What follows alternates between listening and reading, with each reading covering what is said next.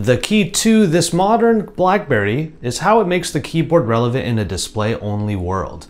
And I think it gets the job done, for the most part, and most importantly, it does it for more than just the executive type. The main problem with the BlackBerry KEY2 is that it does a better job of documenting than it does of capturing. What's going on, everybody? This is my full review of the BlackBerry KEY2.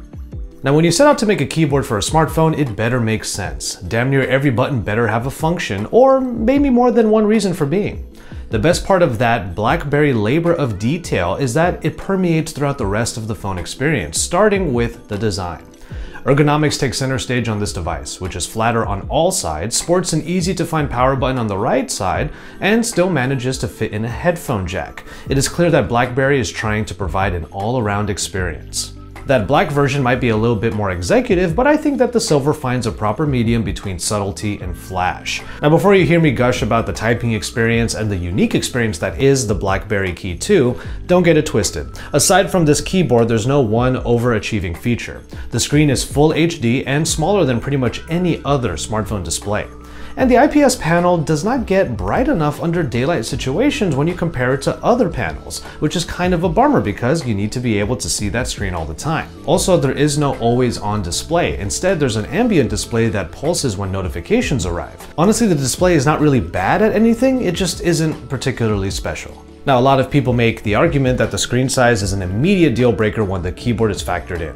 I kind of agree on the size argument, but at least you're never really covering anything up on it with a virtual keyboard, for example. In fact, you basically never have to cover up anything on the screen with even your fingers, because the touch-sensitive keyboard area can be like a touchpad for scrolling.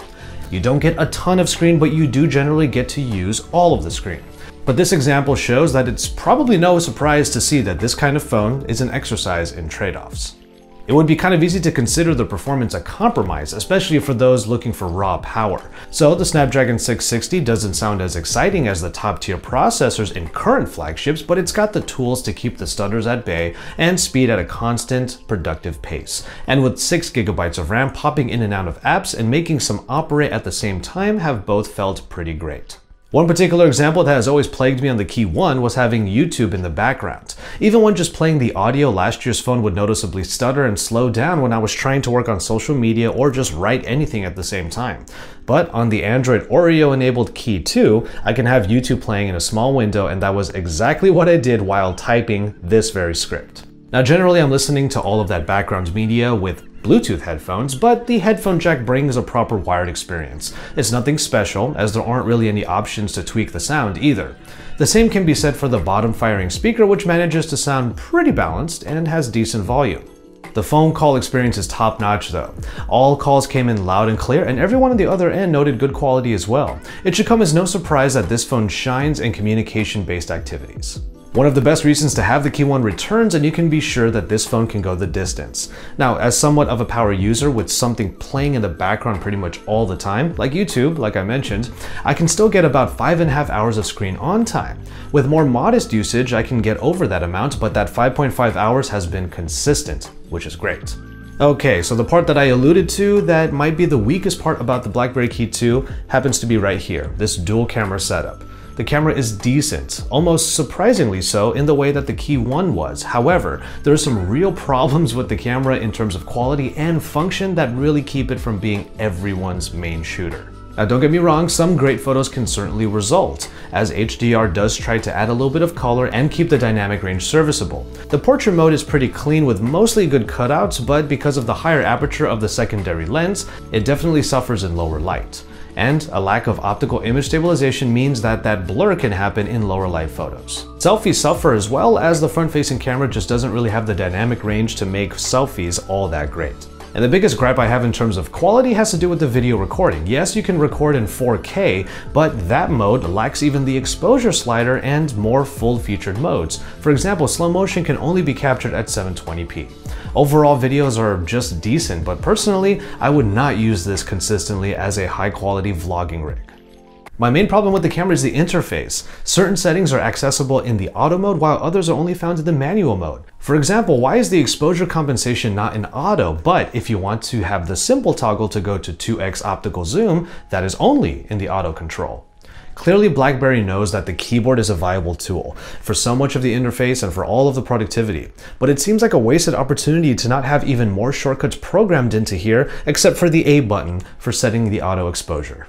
So by far, the camera is the Achilles heel to an otherwise great and unique experience here. And talking about that A button, we can finally talk about that keyboard.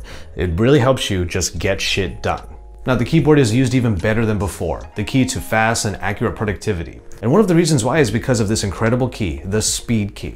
It adds the ability to use keyboard shortcuts no matter where you are in the software. Now, this is super important not only because of what it allows you to do in between applications, but because you can use keyboard shortcuts with third-party launchers like Nova Launcher, which you might have noticed is what I'm using on my KEY2. This makes the phone even more accessible, as in the KEY1, this one function of the keyboard required users to stick to the BlackBerry launcher. The only trade-off here is that two hands are needed because you have to hold the speed key as opposed to just going to home and then hitting any of the keyboard buttons and just popping into applications that way. But again, that is a trade-off, and it's not so bad if customization junkies get to use their favorite launcher. Now that said, the BlackBerry launcher still gives plenty of options for productivity. App icons can be swiped up on to reveal a widget, or those widgets can be added to the returning productivity tab.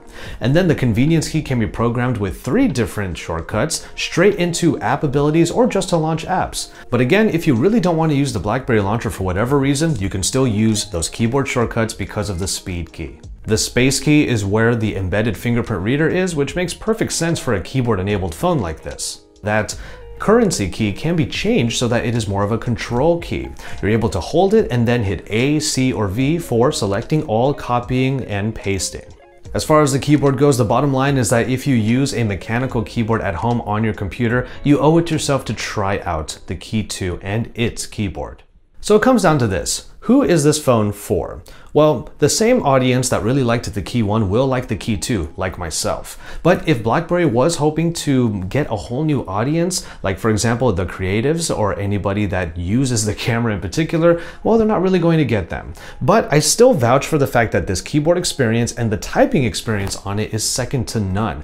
This is pretty much the only phone you can get right now that runs Android, is a smartphone, and has a full QWERTY keyboard.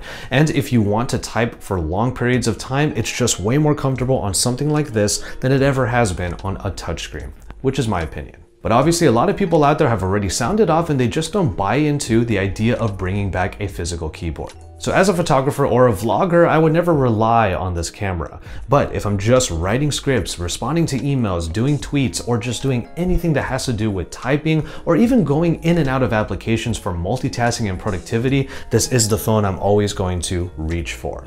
The BlackBerry KEY2 is available for pre-order now for the price of $649. For that price, I don't see too many people converting from their already established touchscreen devices. But if the camera is not really a deal breaker for you, then you owe it to yourself to try out the most unique experience in Android we have right now. And I really think that if you try it out and you're all about productivity, this is definitely the phone you might want to look out for.